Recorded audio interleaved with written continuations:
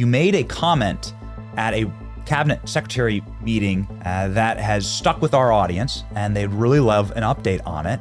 And it's about the 2020 election.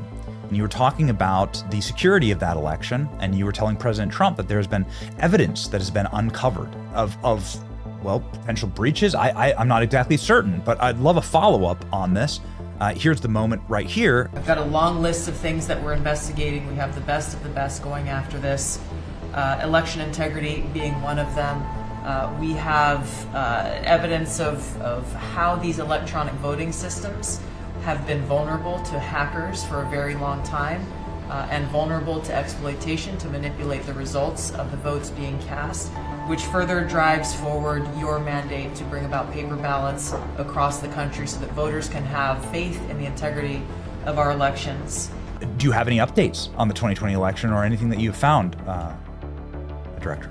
The point that I was making there in the cabinet meeting was early discovery that I had seen from a whistleblower who came forward, who was working under CISA at that time, which is responsible for critical infrastructure and trying to protect against cyber vulnerabilities, critical infrastructure, including, of course, the integrity of our election systems.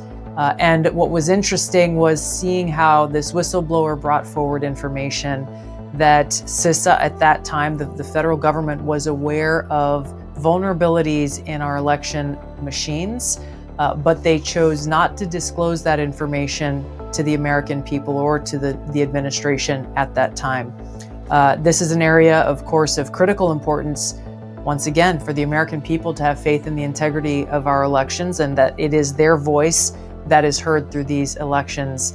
We're continuing to investigate this, and when we have information that we're ready to release, you'll hear about it. Okay, so we're going to be hearing more on the 2020 election and some critical vulnerabilities. Yes. Yes, okay.